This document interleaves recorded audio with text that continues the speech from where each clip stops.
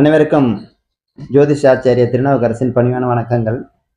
இன்னைக்கு சரியா 7:23 திருக்கணித முறைப்படி சனி கும்பராசிலேருந்து மீன ராசிக்கு பயிற்சி ஆகுறாரு. இதனால பாத்தீங்கன்னா சில ராசிக்காரர்களுக்கு மட்டும் அதிகமான பீதியை கலப்பி விட்டுருக்காங்க சில ஜோதிடர்கள், யூடியூபர்கள் அப்படிங்கிற மாதிரி நமக்கு நியூஸ் வர்றது. அது அப்படிதான் நடந்து வருது.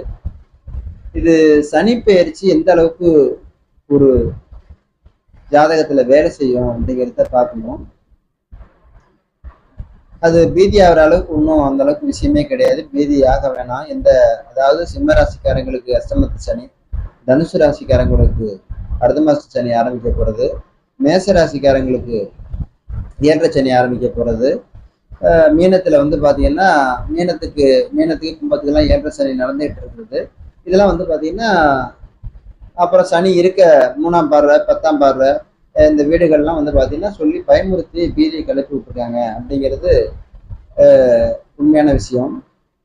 இது ஒரு தனிநபர் ஜாதகத்துக்கு இப்படி அந்த அளவுக்கு அவங்க சொல்லியிருக்க அளவுக்கு அப்படி நடக்குமானா அந்த அளவுக்கு நடக்கிறதுக்கான வாய்ப்பு 90% கிடையாது. ஏன்னா ஒரு கோச்சார கிரகம் ஒரு விதியை தீர்மானிக்காது. இது 100% உண்மை. என்னன்னு கேட்டீங்கன்னா, விதிங்கிறது ஒரு குழந்தை பிறக்கக்குள்ள வான்மண்டலத்துல எந்தெந்த கிரகம் எந்தெந்த இடத்துல இருக்கோ அப்பயே விதி தீர்மானிக்கப்பட்டு அந்த விதியில இருக்க விஷயங்களை தசாபுத்தி சந்திரன் பாத்தீங்கன்னா மதிங்கிற ஒரு தசாபுத்தி மூலமா எடுத்து நடத்துறாரு. விதி மதி இது ரெண்டு தான் வாழ்க்கையில நடந்துட்டு இருக்கும். இது சாதாரண கோச்ச அந்த கிரக பயிற்சிக்கிறது பாத்தீங்கன்னா கதின்னு சொல்லுவாங்க. அதை கதின்னா அந்த விதியும் மதியம் மீறி இது செயல்பட முடியாது. அதனாலதான் அது பேர் கதி. அது விட்ட வழியில தான் இது இருக்கும். விதியும் மதியம் மீறி இந்த கதியால ஒரு விஷயத்தை செய்ய முடியாது. ஏன்னா அதுக்கு கீழே இருந்து செயல்படுறது அந்த கோச்சாரம். அப்ப அந்த கோச்சாரத்துக்கு முக்கியத்துவம் கொடுத்து இந்த இடத்துல வந்தாக்க இந்த விஷயம் நடக்கும் அப்படின்னு ஒரு முக்கியத்துவம் கொடுத்து பேசுறதே முதல்ல தப்பு. எப்படின்னா அப்படி பேசுறதையும் பாத்தீங்கன்னா இன்னும் ஒரு முட்டாள்தனம் என்னன்னு கேட்டீங்கன்னா, எந்த இடங்குக்கு பாத்தீங்கன்னா பிரிச்சு பார்க்காம பேசுறது. உதாரணத்துக்கு சொல்றேன், எனக்கு மேச லக்கணம். அந்த மேச லக்கணத்துல இருந்து 28 டிகிரில 12ஆவது வீடு ஆரம்பிக்குது ரேவதி நட்சத்திரத்துல. அப்படி ரேவதி நட்சத்திரத்துல ஆரம்பிக்கிற 12ஆவது வீட்டுக்கு இப்பயே 12ஆவது வீடு வேலை செய்யணும்னா செய்யாது.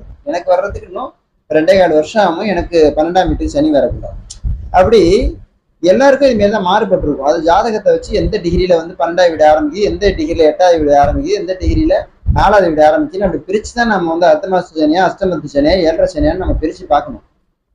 அதுவும் பாத்தீங்கன்னா லக்கணத்துக்கு தான் பார்த்து இந்த பயிற்சியை பார்க்கணும். ராசிக்கு பார்க்கறது தப்பு. ஏன்னா ராசிங்கிறது மனோகாரகன். அதாவது தசாபுத்தி நடத்துறவர் தான் ராசி. அதனால பாத்தீங்கன்னா அந்த ராசியை விட லக்கணத்துக்கு வைட் அதிகம். விதியும் மதியம் மீறி இந்த கோச்சார கிரகம் வேலை செய்யாது. சாப்பாட்டுக்கு ஊறுகா மாதிரி தான். அதனால அந்த கோச்சார கிரகத்தை வச்சு ஒரு பலன் சொல்றாங்க அப்படின்ட்டு நீங்க பீதி ஆக வேணாம். இது ஏன்னு கேட்டீங்கன்னாக்க மக்கள் ஏகப்பட்ட அந்த சனி பயிற்சிக்கிறதுனால பாத்தீங்கன்னா ஏகப்பட்ட பீதியாகி ஒரு குழப்பத்துல அங்கங்கேயும் கோயில்களை தேடி, கோயில்களுக்கு போறது நல்லதுதான், ஒன்றும் தப்பு இல்லை. இது இப்படி குழம்பிக்கிட்டு நீங்க நிம்மதி இல்லாத போகலாம். உங்களுக்கு சந்தேகம்னா ஒரு நல்ல ஜோதிடரை, உங்களுடைய திறமையான ஜோதிடரை பார்த்து சனி பயிற்சி எப்படி வேலை செய்யும், எனக்கு என்ன பண்ண முடியுத தனிப்பட்ட முறையில நீங்க ஆய்வு செஞ்சு பார்த்தா அது நமக்கு ஒரு பலனுக்கு வரும். தற்காலிகமா யூடியூப்ல வர்ற விஷயங்கள், இணையதளத்துல வர்ற விஷயங்கள்லாம் பாத்தீங்கன்னா நீங்களே ஒரு விஷயத்த உருவாக்கிக்கிட்டு நெகட்டிவ் விஷயங்களை பாத்தீங்கன்னா அதிகமா உருவாக்கிக்கிட்டு நிம்மதி இல்லாம வாழக்கூடாது. அது பாத்தீங்கன்னா நீங்க ஒரு நல்ல ஜோதிடர் அணுகி உங்களோட தனிப்பட்ட ஜாதகத்தை ஆய்வு பண்ணிப்பாங்க. தனிப்பட்ட ஜாதகத்துல தான் சனி என்ன பண்ணுவாரு அப்படின்னு தெரியும். ஏன்னா ஒரு நல்ல இடத்துல இருப்பாரு சனி ஜாதகத்துல.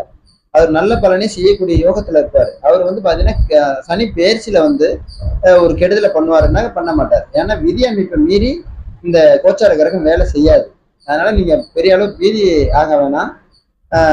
நீங்க பயப்படாம இருக்கலாம். ஏதாவது சந்தேகம்னாக்க என்ன தொடர்பு கொள்ளுங்க. வாழ்த்துக்கள். வாழ்க வளமுடன்.